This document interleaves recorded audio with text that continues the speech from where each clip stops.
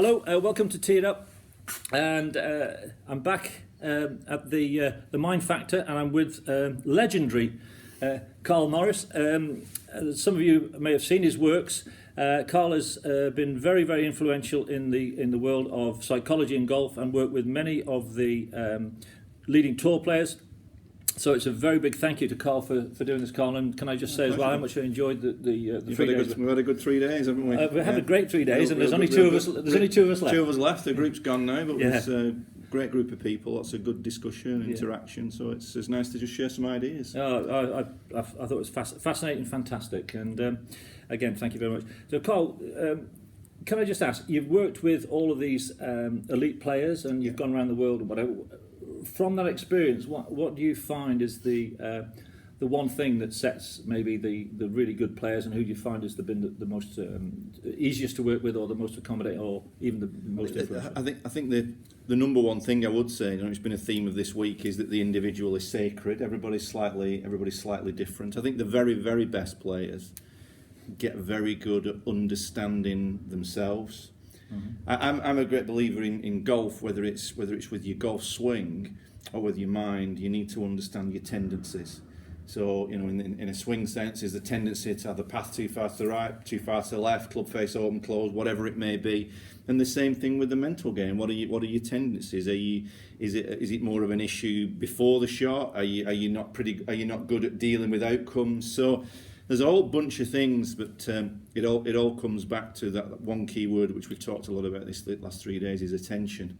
Is what is your attention on, and is your attention in a place that is most useful for you to make progress with your game? And that's, I think, the skill of the coach as well, to understand where you need to direct somebody's attention. Mm-hmm. And what do you think about the balance between technical and mental, if there is one, in terms of, if you like, going from the range or the practice area to the course? What's your view on that? Yeah, I think in terms of how effective the mental game can be, it's a continuum, really. If you think about it, if you've got no skill whatsoever, if you've never picked a golf club up in your life and you can't apply the club to the ball, you've got to build some skills.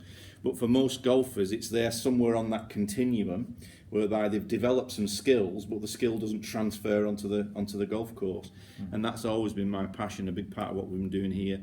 What are some of the things that we can do? We've talked a lot this week about how we need to perhaps think of golf more in terms of not so much practicing golf, but training for golf. How are you going to actually train to take your skills out onto the golf course and be able to allow those skills to come out in pressure situations, in competitions, when the game means something to you? What's your actual training regime, rather than just mindlessly hitting golf balls? Yeah. And, well, you finished the 3 days on something that I try and get my students to encompass, and that is the three boxes. That's the pre-shot, the shot, and the post-shot. Yeah.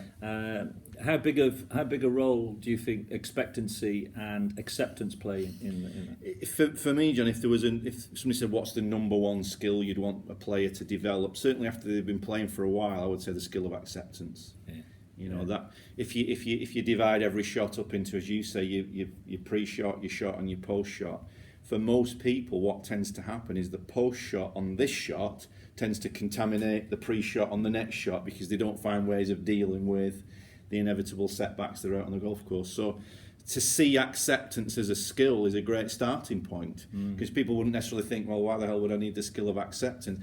Acceptance isn't, by the way, resignation. No. Whereby you think, oh, stuff, I can't do this. Acceptance is based on the fact you've actually done all you can in your pre-shot, you've committed to the shot, you've let go, the outcome wasn't what you wanted.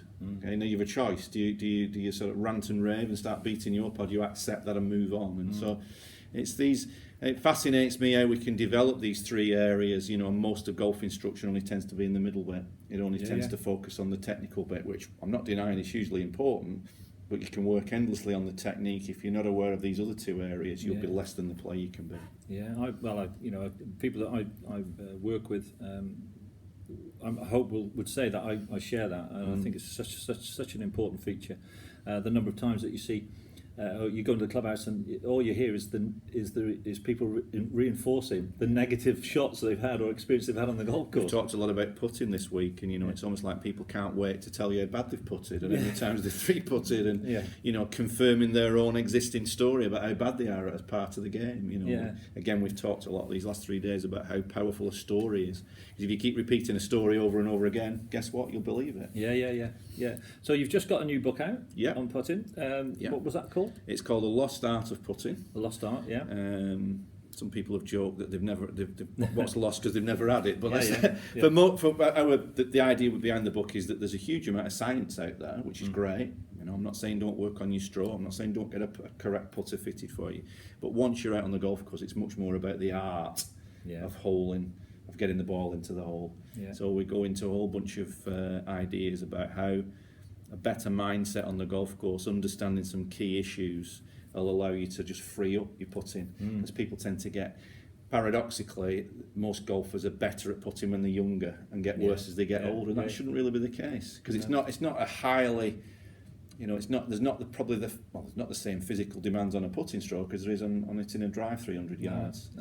But most golfers tend to get in their own way with that. Well, I do a Seymour putting, and one of the reasons I use the Seymour is because if you use it correctly, it allows you to eliminate any doubt about your setup.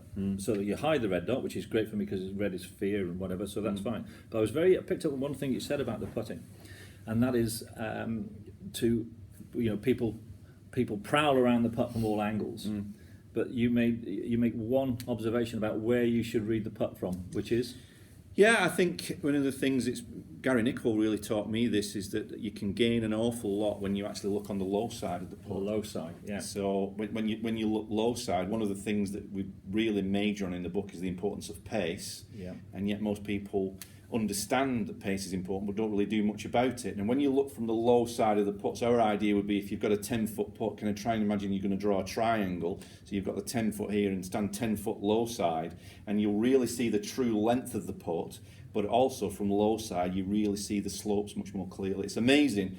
We've had tournament golfers who've played for 30 years start looking at a low side and think, I've never seen putts like this before. No. So as a preference, look from behind, get an idea of the line, but then low side, you'll really see the undulation, but more importantly, you'll actually see the true length of the putt. Because as you look from behind, your eyes tend to work this way, so they tend to foreshorten the putt. Yeah, I think I thought, wow, I'd never ever considered that as being a main feature. Yeah. And I don't consider myself the greatest putter, but I do feel I've got something to offer somebody else, in putting. But that's something that's quite amazing. Quite revolutionary, really. And I said the whole idea of we believe that most people are better at line than they think, but worse at pace than they think. Yes. Well, 3 putts of pace, don't they? Yeah. So quickest way for a club golfer to get the handicap down, I would think, would be reduce to 3 putts. Yeah.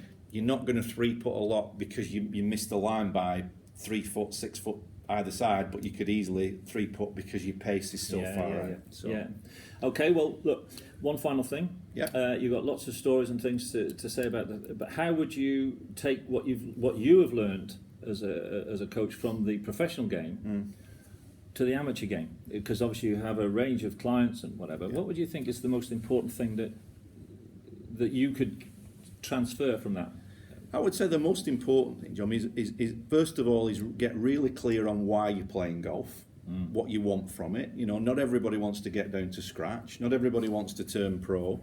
Be very, very clear on what you want from the game, and then if scoring better is your goal, then look very, very clearly at the time that you've got to practice and ask yourself, is the way that you currently practice, is it transferring onto the golf course? And if you've been doing it a certain way for 10 years, chances are the 11th year is not going to be the breakthrough.